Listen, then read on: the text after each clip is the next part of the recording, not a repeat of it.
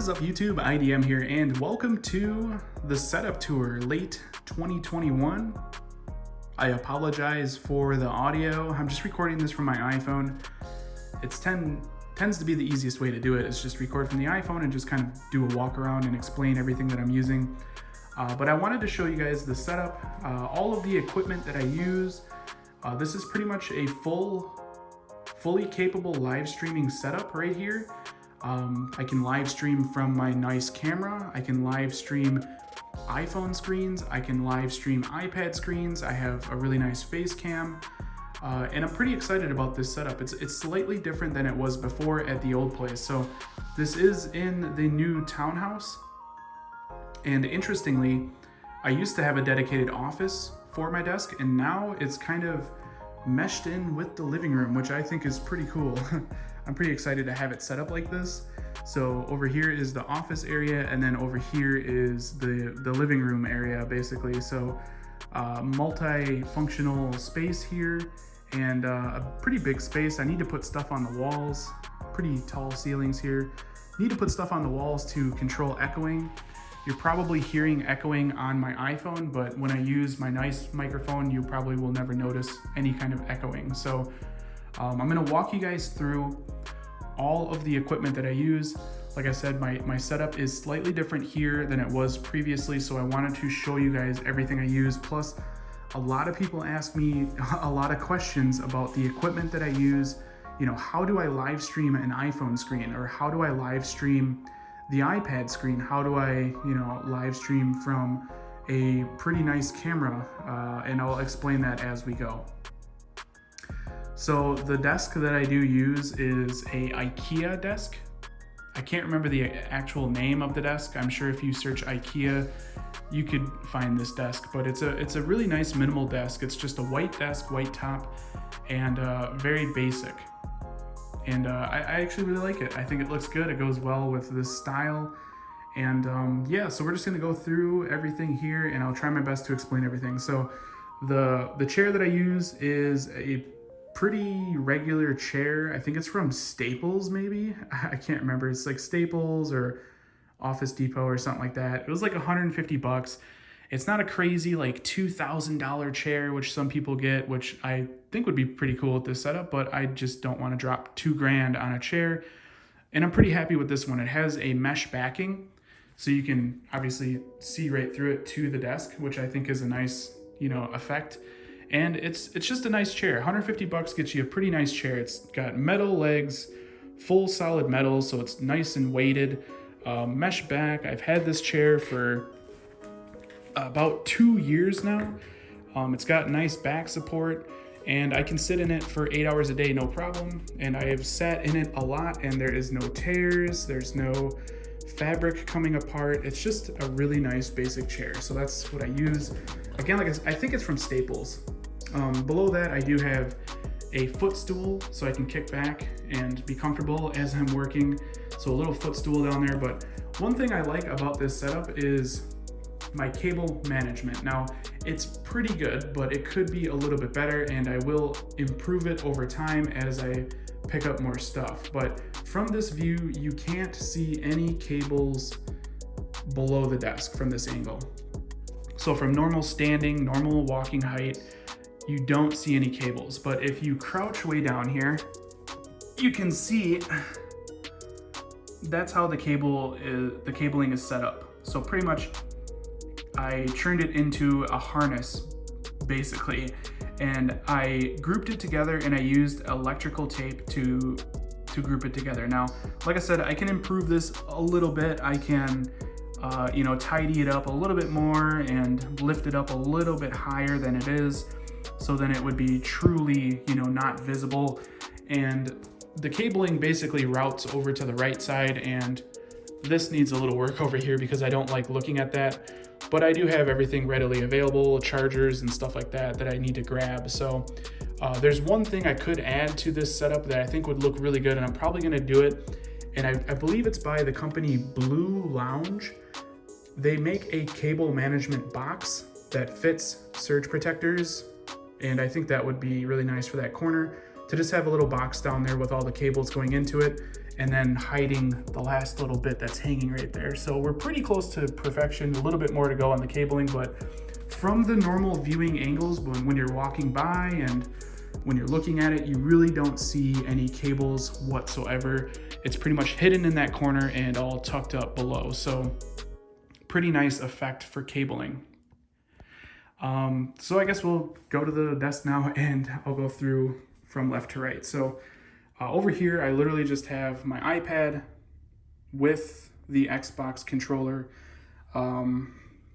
Pretty simple. This usually is moving all over the place because I play COD Mobile pretty regularly. The case that I use on my iPad is the mouse case. Amazing case. It's kind of expensive, but it's an amazing iPad case. So if you guys are looking for a case for your iPad, check out the mouse case. They're amazing. I can't recommend it enough. I really need to do a review of that case because it's been so amazing. Starbucks coaster. We got the Apple keyboard. We got the Logitech MX Master on a Young and Reckless mousepad, which I think looks pretty cool. I like the style of it. And then as far as the computer goes, this is a old school Apple display. I haven't felt a need to upgrade it. It's, I believe, 2560 by 1440. So it's not 4K, but it's definitely higher res than 1080p HD. So it's higher res than HD, and I think it just works good. I haven't felt the need to upgrade it, and I've had it for, I think, over 10 years now. So still going strong. What a great purchase that was. I might upgrade it at some point to, I would love to get the ProRes display, but that's pretty expensive, and I don't know if it's worth that amount of money, but I don't know. I just like this display. They don't make it anymore.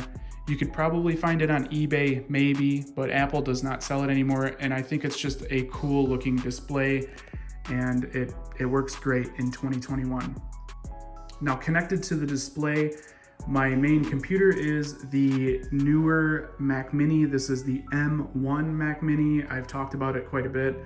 If you guys are looking to get into Apple computers, do not go to their old school Intel. I can't stress enough how good the Apple M series chips are. So if you're looking to get into Apple computers, start with the Mini or a MacBook Air with the M1. Even the MacBook with an M1, you will be pleasantly surprised on how awesome the M1 chip is in those. It's amazing. I can do everything I need from this little computer. Now, I know a lot of people, like to do intensive gaming on their computer, and obviously you're not going to do that from an M1.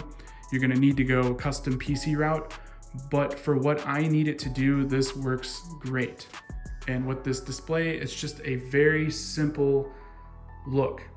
Another route I could have went with this type of setup is just went with a MacBook Air with the M1, or even the MacBook Pro with an M1, and had the computer be like a side tower. That's totally possible for this same setup, and that's kind of a cool setup. I did it years ago. I used to have a MacBook Pro connected to these displays, and what's neat about it is you can basically have a dock for the laptop and just connect it to the display, and then you have a desktop, or if you want to grab it and go, you have a portable machine as well. So that's a pretty cool kind of setup that you could do with this, but I just go with the M1 Mini because I think it's an awesome little machine, and that's all I need. I don't need a MacBook. My girlfriend has a MacBook, and I don't ever use a MacBook because I have an iPad, so just didn't need a MacBook, so I went with the Mini.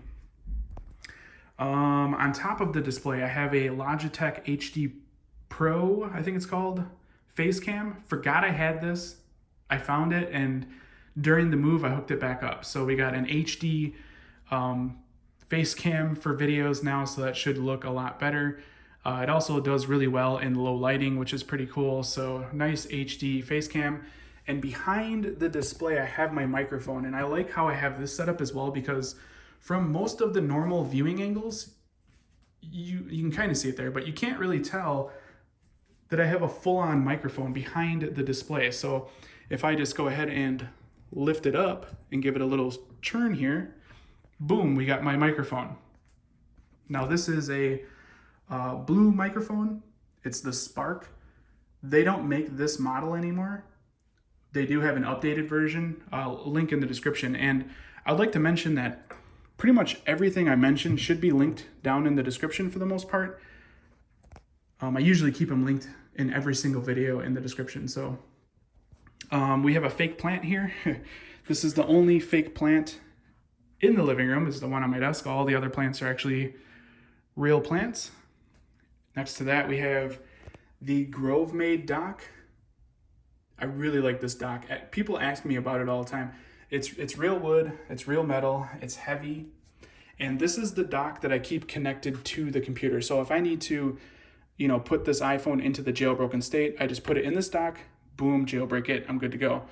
This dock is more of the portable dock. This is an Apple dock. And this one is kind of my record with dock where I can put it anywhere. I can still connect a lightning to it and, you know, use it on my computer if needed. But what's cool about this dock is I can use my my capture card with this dock if I want to capture my iPhone, and I'll show you guys more of that in a minute and how the capturing works, how live streaming works, and all that. So next to that, we have my Audio Technicas, which are seriously beat up. But I think that adds to their style. They're old, they're freaking beat up. They're definitely broken in audio-wise, so they sound freaking phenomenal. And I bought them and I just never needed to upgrade them again. You know, it's like you invest a little bit more money into something really nice and it lasts you years and years and years. This headset I've had, I think, for over 10 years. This microphone I've had for over 10 years. This display I've had for over 10 years. So it just kind of shows, you know, if you invest in quality, you know, setup products, they will pay off. Like it's hard to explain. If you buy something real nice, hopefully it should last a very long time. I've been lucky, and a lot of this stuff that I have bought has lasted just such a long time, and it still is working great, and I'm still using it.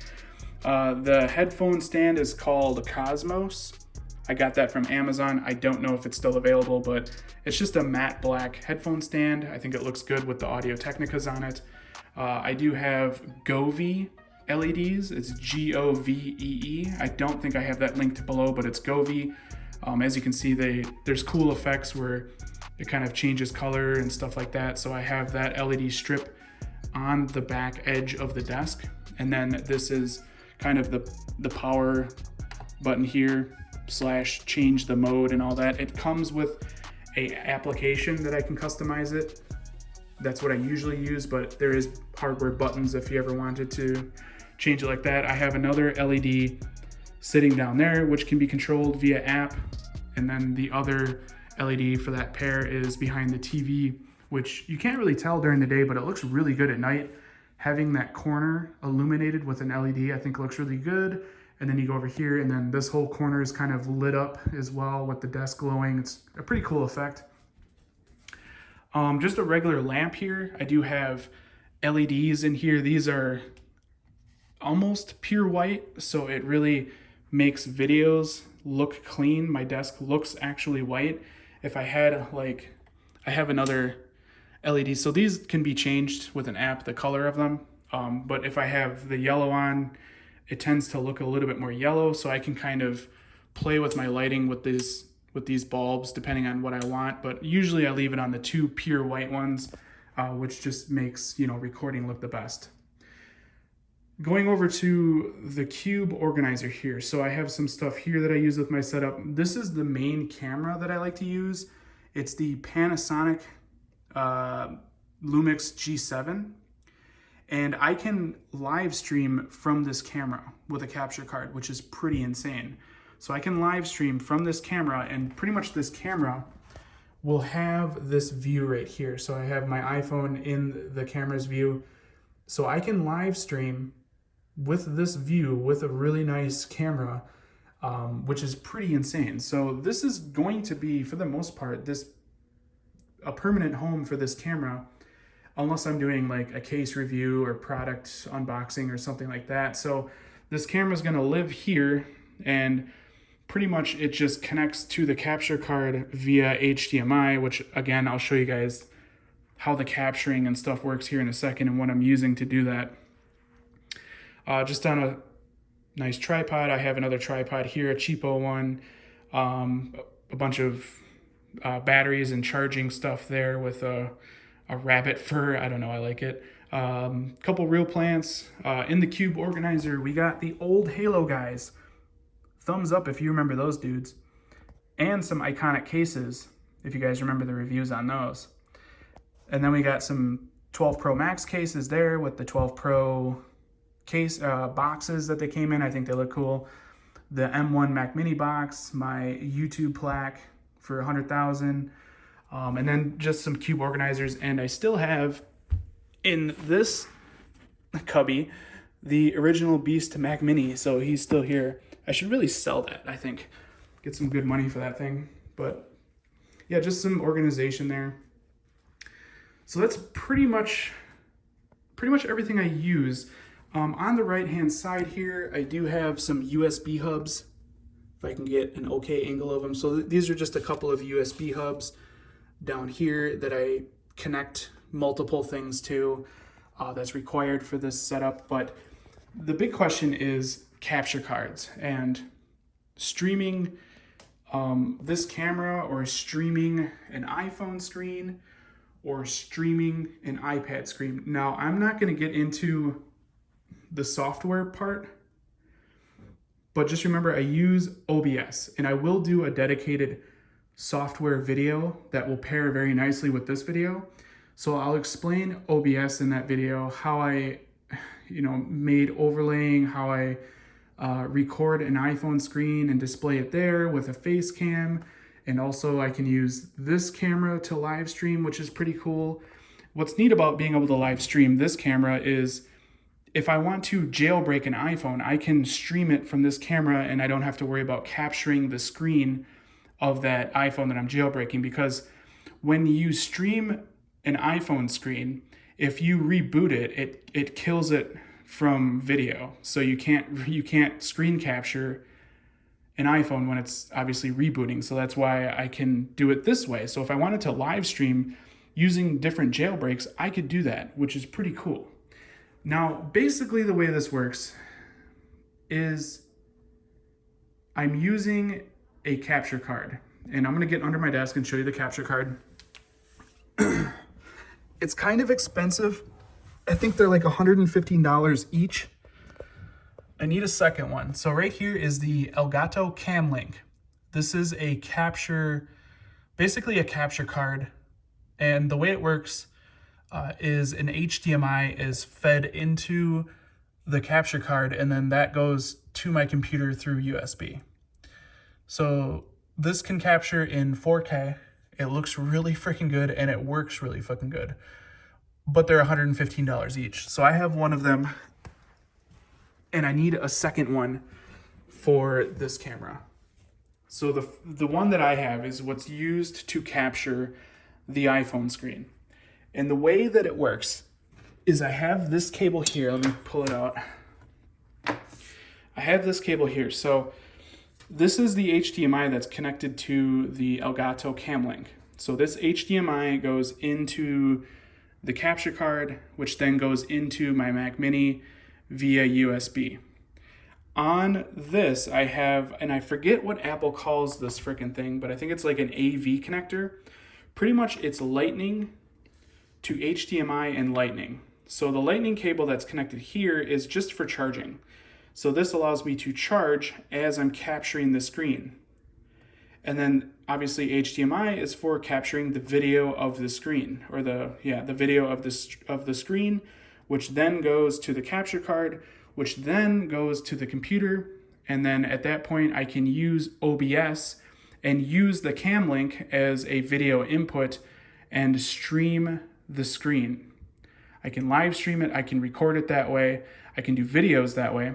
And that's basically the same thing that's gonna happen with this camera. So I got the Cam Link, and then I got this one here. This is just an HD capture card. So this captures 1080 at 60 frames a second. But in 2021, 1080 just isn't cutting it. So this was like 20 bucks.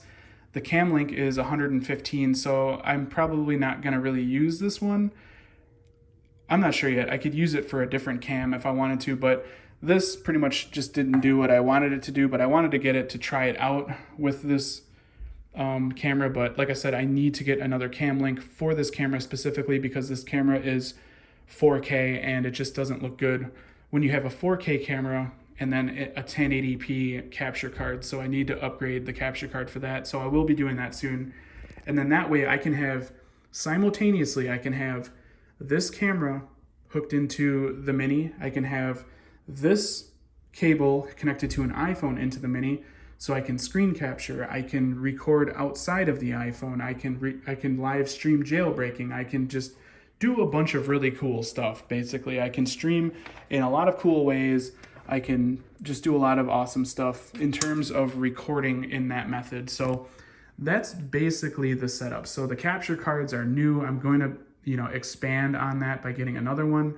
But that's pretty much the hardware that I use. So in the future, if you guys are wondering how the hell am I live streaming from this camera, it's because I have the cam link hooked into it. So you need I think HDMI to micro HDMI, which then goes into the cam link. So there's a lot of cabling as well that I don't really want to talk about because cables are boring, but there are, specific cables that are required to get all this to work. Like I said, you need micro HDMI to HDMI, and then you connect that HDMI into the cam link, and then the cam link goes into the computer, and then you can stream it all, and it's pretty crazy. So hopefully this video helps answer some questions. I know it's kind of confusing. Like I said, this is just the hardware part. There is the whole software section with OBS here that I could get into. And I'll do that in a future video where I show you guys exactly, how these inputs and everything are put together and overlaying and all that. So again, hopefully you guys enjoyed this video. Like I said, most of the links of everything that you've seen in this video are in the description if you guys want to check out pricing and availability. But anyways, this has been Jeremy, and I will catch you guys in the next one. Later.